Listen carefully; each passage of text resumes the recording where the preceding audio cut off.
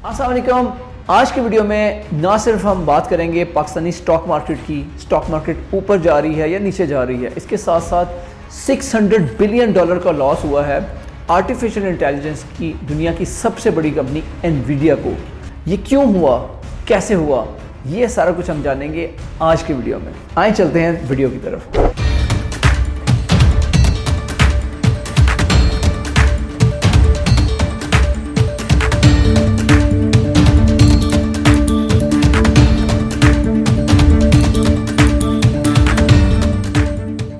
तो $600 बिलियन का जो आर्टिफिशियल इंटेलिजेंस की कंपनी एनवीडिया है, जो कि $1 ट्रिलियन कंपनी है, इसको लॉस हुआ है एक ही दिन में। ये कैसे हुआ है इसके बारे में मैं आपको डिटेल में बताऊंगा, लेकिन सबसे पहले मैं आपको पाकिस्तानी स्टॉक मार्केट के कुछ हालात बता दूं। इस वक्त स्टॉक एक्सचेंज को 1,11,000 या 1,12,000 के इर्द घूम रहा है और ये थोड़ा सा करेक्शन वाला फेज़ है। जैसे हम एक्सपेक्ट करते हैं करेक्शन आएगी तो वो आ चुकी है। यूजली ऐसी जो करेक्शंस होती हैं ये अच्छी बाइंग अपॉर्चुनिटीज़ होती हैं, लेकिन बाइंग करते वक्त, ख़रीदारी करते वक्त इस चीज़ का ध्यान रखें कि अब आहिस्ता आहिस्ता मार्केट नीचे की तरफ जाना शुरू होगी तो आपने बाइंग उन्हीं स्टॉक्स की करनी है जिनमें अभी तक जंप देखने में नहीं आया। जैसे मैंने आपको रिफाइनरी का बताया कि रिफाइनरी में अभी तक जंप नहीं आया क्योंकि गवर्नमेंट की पॉलिसी अभी तक उसका इंतजार है। तो इसके अलावा बाकी सेक्टर्स को भी आप देख सकते हैं कि कहाँ पे अभी तक ऐसे स्टॉक्स हैं जिनमें जंप नहीं आया, तो आप उसके अंदर अपॉर्चुनिटी या मौका तलाश कर सकते हैं एंट्री लेने का। अब बात करते हैं इसी हफ्ते में इंटरनेशनल लेवल पे अगर हम बात करें बैनुल-अक़वामी सतह पे, तो पूरी दुनिया की जो अमेरिका की स्टॉक कंपनीज़ हैं उनमें बहुत ज़्यादा एक ज़ल्ज़ला आया है। और उसके साथ साथ जो दुनिया की मसनूई ज़हानत की सबसे बड़ी कंपनी है, $1 ट्रिलियन कंपनी है एनवीडिया, उसने $600 बिलियन का लॉस उठाया सिर्फ एक दिन के अंदर। और ये कैसे हुआ है?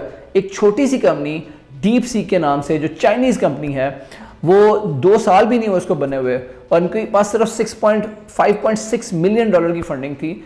इसके बावजूद इन्होंने जो यूएस की टेक जायंट्स हैं, जो आर्टिफिशियल इंटेलिजेंस की सबसे बड़ी कंपनियां हैं, उन सारों को पीछे छोड़ दिखाया है। डीप सीक ने 20 जनवरी 2025 को R1 मॉडल रिलीज़ किया है जो कि ओपन एआई के O1 मॉडल के मुकाबले का है, बल्कि उससे भी बेहतर है क्योंकि ये 100 गुना सस्ते पैसों में तैयार किया गया है। डीप सीक चाइना की एक छोटी सी कंपनी है जो $5.6 मिलियन से भी लेस फंडिंग से बनाई गई और उसके बाद उन्होंने पुराने जीपीयूज़ को, क्योंकि अमेरिका ने बैन किया हुआ है कि वो आर्टिफिशियल इंटेलिजेंस का जो हार्डवेयर है वो इंपोर्ट नहीं कर सकते, क्योंकि अमेरिका नहीं चाहता कि चाइना आर्टिफिशियल इंटेलिजेंस की रेस में उससे आगे निकल जाए। तो उन्होंने पुराने हार्डवेयर को यूज़ करते हुए, पुराने जीपीयूज़ को यूज़ करते हुए, फिर भी उन्होंने ये ज़बरदस्त किस्म की जो ट्रेनिंग मॉडल है वो बनाया है और इसमें 100 गुना कम लागत उनको आई है और ओवरऑल बस उनका जो टोटल खर्चा है वो $5.6 मिलियन से भी कम हुआ है। लेकिन इसकी टेक्नोलॉजिकल एडवांसेस की मैं आपको 1-2 मिसालें दे दूं कि इन्होंने जो एआई यूज़ की है, यूजली जो एआई यूज़ होती है आम बाकी कंपनीज में, जैसे ओपन एआई है, तो उसमें 32 डेसिमल पॉइंट्स तक नंबर को प्रोसेस किया जाता है, जबकि इन्होंने सिर्फ 8 डेसिमल पॉइंट्स तक नंबर को प्रोसेस करते हुए कहा है कि इससे इनफ एक्यूरेसी आ जाती है।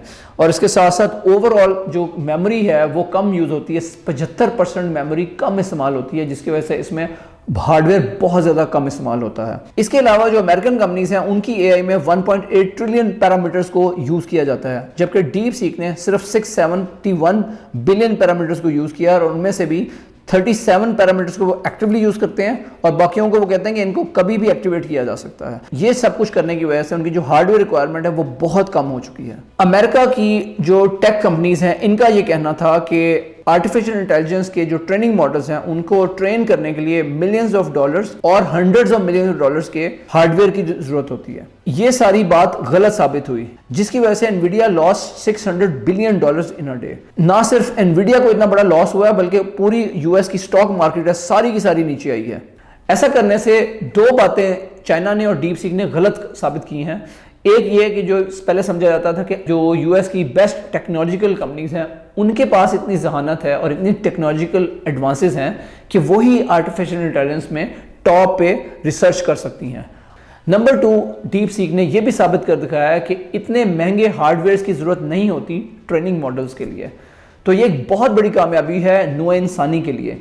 और अगर हम बात करें कि इसका इम्पैक्ट पाकिस्तानियों पे क्या होता है, तो मैं आपको ये बताता चलूँ कि पाकिस्तान में भी टैलेंट की कमी नहीं है। कई दफ़ा ऐसा होता है कि हम लोग ज़्यादा प्रेफरेंस देते हैं बाहर की ब्रांडेड चीज़ों को एज़ कम्पेयर टू अपनी लोकल मेड चीज़ें। और उसका नुकसान ये उठाना पड़ता है कि वो चीज़ें बहुत महंगी आती हैं। हम अगर अपने नौजवानों को मौका दें, और यहाँ के जो नौजवानों किसी से कम नहीं है, मेरे एक जानने वाले हैं, उन्होंने मुजफ्फराबाद में एक ऐसी इलेक्ट्रिक गोल्फ कार्ट बनाई है जो कि लोकल ट्रांसपोर्ट का काम कर रही है, और वो लोगों को एक अल्टरनेटिव फ्राहम कर दिया है लोकल ट्रांसपोर्ट का। बसों की बजाय आप इलेक्ट्रिक गोल्फ कार्ट में बैठ के जाते हैं, और इसमें हार्डली आपका जो किराया है वो 15 से 20 रुपए या शायद 30 रुपए है, जो कि बहुत ही अफोर्डेबल है लोगों के लिए।